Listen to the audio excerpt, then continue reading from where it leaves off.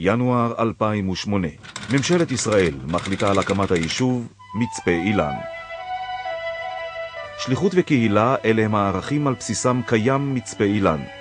ביישוב 40 משפחות ולמעלה מ100 ילדים אשר עזבו את ערי המרכז על מנת להקים יישוב חדש לפתחו של ואדי ערה, מצפה אילן.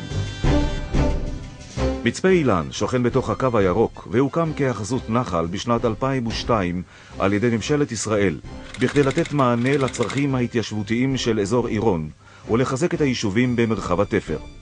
מתוך צורך זה השקיעה ממשלת ישראל למעלה מ-20 מיליון שקל לפיתוחו של היישוב.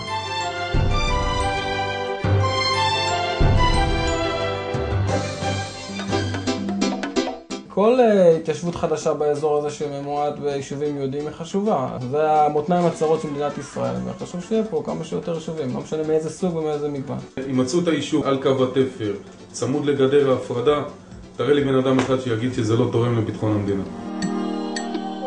יש לנו פה המון מפעלים מאוד חשובים בקטע של גמילות חסדים עם משפחות חלשות מהסביבה. זה פה בית לנערות שיעשו פה שירות לאומי ועם איזושהי תמיכה וליווי חם מהמשפחות, יציאה לחיים יותר מוצלח. אני עושה קבוצות שיח של נשים דתיות וחילוניות פה באזור. מצפה אילן זה מודל התיישבותי חדש להתיישבות במדינת ישראל. סוגים שונים של אנשים, המכנה המשותף שכולם אנשים טובים, אנשים מאירי פנים. מאוד מחזק לראות מה יש היום ורק לחשוב כמה עוד אפשר לצמוח. מצפה אילן הוא יישוב איכותי שעשוי להשפיע על האזור כולו. על בסיס העשייה המדהימה המתרחשת במקום, קיימת חשיבות גדולה שהיישוב יתפתח ויבנה את עתידו דווקא במקום הנוכחי, הן מבחינה ביטחונית והן מבחינה חברתית. עכשיו יותר מתמיד.